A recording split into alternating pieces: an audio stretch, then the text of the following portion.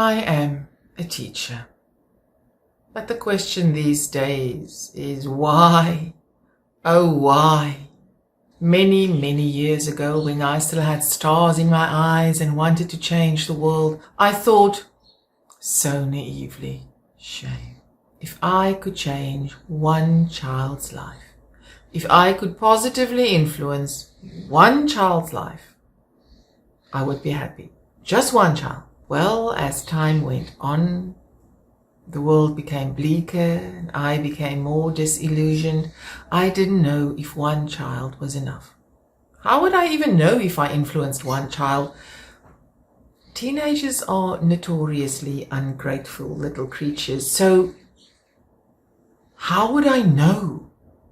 Granted, I have many little notes and letters from learners thanking me for what I've meant to them, done for them during their high school careers.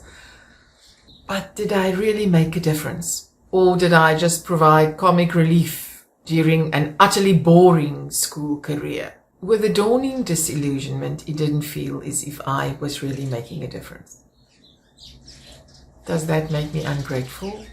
As the education system changed, the dreaded admin became more and more and more and more. Even though we didn't have the technology we now have and did virtually everything by hand, in the old days we didn't have as much admin as we do now. It seems as if those very important people in their ivory towers think we don't have enough to do.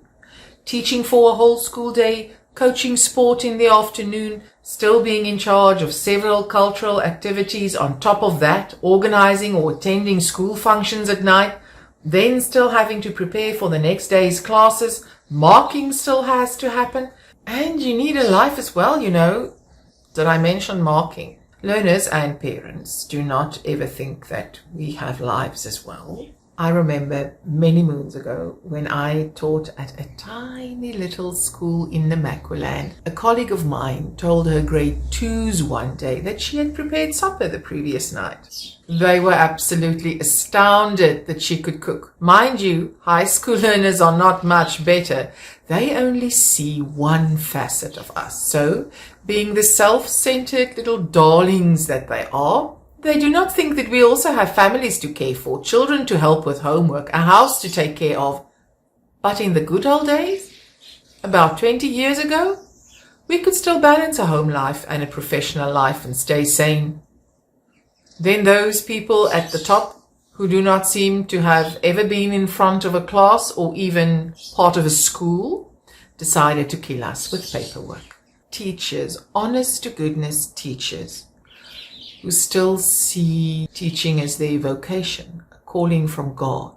Each and everyone will tell you that they became teachers because they wanted to impact children, teenagers, young people's lives. They wanted to be part of the puzzle that formed children or adolescents and teenagers to become rounded individuals who can take their place in society and mean something to the world, to fulfill their God-given task on earth in turn and live meaningful lives. So, despite the disillusionment, and did I mention marking?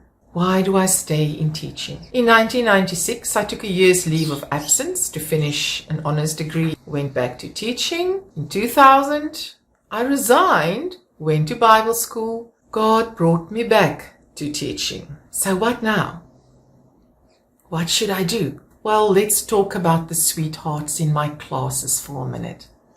In this desk, I have a young gentleman who tells me that Andrew Tate, who has a medical degree of course, says that depression does not exist. While there is at least one girl in that class who struggles with that exact non-existent condition. And yes, thank you, Bugattis? Overrated. In that same class, I have a few who could not be bothered to learn anything. And they are not quiet and non-disruptive while not being interested. The other day they asked me repeatedly, in spite of my saying no very adamantly, repeatedly, whether they could go play marbles outside. 17-year-old boys. Yes, I know, There is also, in that same class, at least one girl who really wants to do well though, and her level of frustration is so intense. And because of children's rights, we are helpless. And please, I am a teacher, and with real children's rights, I have no problem. So do we give them detention every Friday afternoon for 3 hours and let them write out the school rules for those 3 hours? Well, the fact that we do have career criminals is an indication that that system somehow is not working. And these same repeat offenders have parents who tell them, you don't have to respect your teacher if your teacher does not respect you. Did I miss something somewhere? Then I have another class. Not a single one is interested in learning. Not a single one.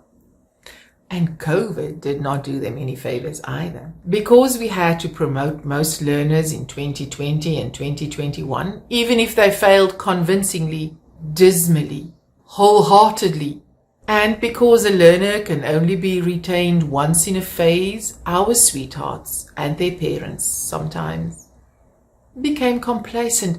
But ma'am, we did nothing for 3 years and we were promoted. Why must I work now? Because, my darling, you write an external matric exam, which is also marked externally. Then, in November, your marks will do the talking, and it is so very nearly too late. Back to my unmotivated class. Here we have a young man who lies on his arms sleeping the whole period. Here we have one who doesn't even take out his books most days. Here we have a young lady I sent out the other day because she kept talking over me and ignoring everything I said. And of course, I am the one in the wrong. There we have a young man who talks to his friends quite loudly and quite unfazed by my repeated requests to please shut up. But this same class was more unfocused than usual the other day. And when the normal circus had escalated even beyond Mummy's considerable levels of patience, I asked them very sharply what on earth was going on. One girl laughingly puts up her hand and tells me they are laughing at her. You see, this girl gets fits sometimes. And this same class, so patient with her, they help her outside, they still consider her their friend. But that particular morning of the escalated circus, she had another attack. And when they took off her shoes outside the classroom, her black school uniform stockings were torn. Of course, they were laughing at her. Yes, I know, friends. And I said, no, sis man, you don't laugh at your friend because her stockings are torn. If she's torn them on her way to school this morning, she's going to fix the situation this afternoon. If they are torn because she cannot afford a new pair of stockings, then you as her friends must step up. Each one brings 2 rand and you buy a new pair of stockings. And with that, the excitement was put to rest. With difficulty, of course. And we went on with the class. Well, about 2 or 3 weeks later, one day she put up her hand in class and she asked me if I knew what her friends had done. I rolled my eyes, sighed dramatically, and admitted my ignorance. Well, she told me, they had bought her a pair of stockings. Yes, I know. And that is when one wonders, what is teaching actually about? These learners of mine, who are never going to pursue an academic or professional career, who just want to pass matric, what are they going to do with a knowledge of what an oxymoron is? Are we not supposed to teach them to be human? Is that not the part we have to play to make their lives significant? Because in many, many, many instances, we have parents who do not teach their children these things, who do not teach them values, who do not teach them to be decent human beings. My question remains, why, oh why? And so I am a teacher.